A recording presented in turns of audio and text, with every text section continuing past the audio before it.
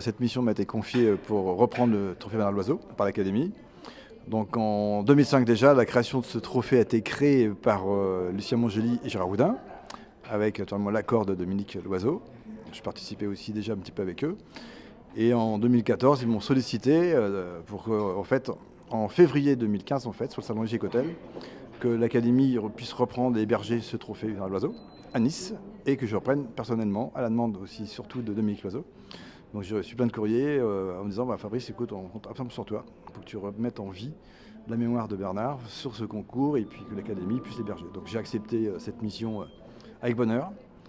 C'était important pour moi également parce qu'ayant travaillé beaucoup avec Bernard aussi sur les événements extérieurs à Paris, avec le nôtre et aussi à l'étranger, donc c'était important pour moi de reprendre ça. Tout à fait. Voilà, donc aujourd'hui on est à Dijon, on est revenu sur les terres de la Bourgogne, à la demande de maire de Dijon aujourd'hui, qui participe pour la première fois, de Bérengère, qui reprend maintenant un petit peu avec Blanche, je dirais, ce trophée, mais Dominique reste toujours la marraine.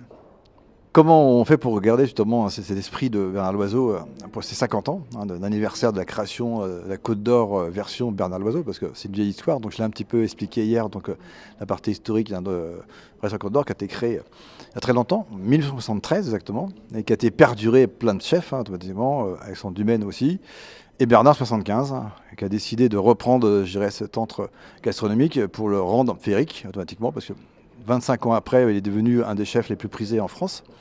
Il a réussi à faire venir tout le monde en Bourgogne pour montrer justement une nouvelle cuisine, je dirais un peu plus légère, plus subtile, plus intelligente, je trouve, en s'inspirant naturellement aussi un petit peu Michel Guérard, c'est sûr.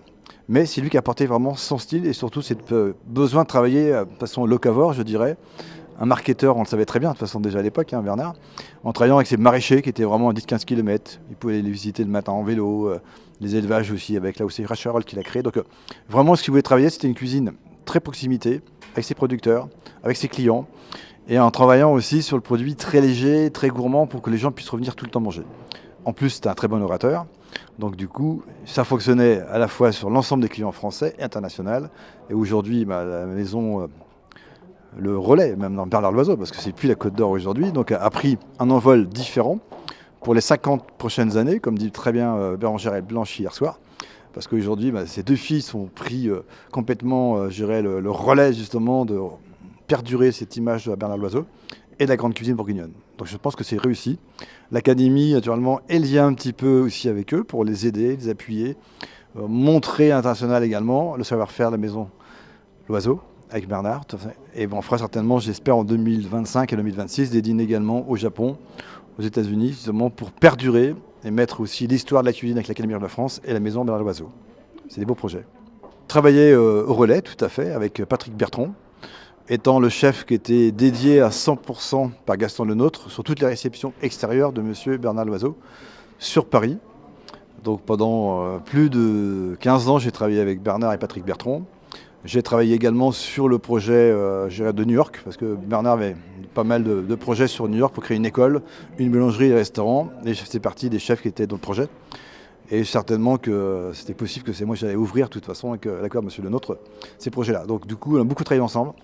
On échangeait énormément, on mangeait souvent le soir ensemble sur un petit bout de table en cuisine avec Patrick et M. Loiseau et ses amis.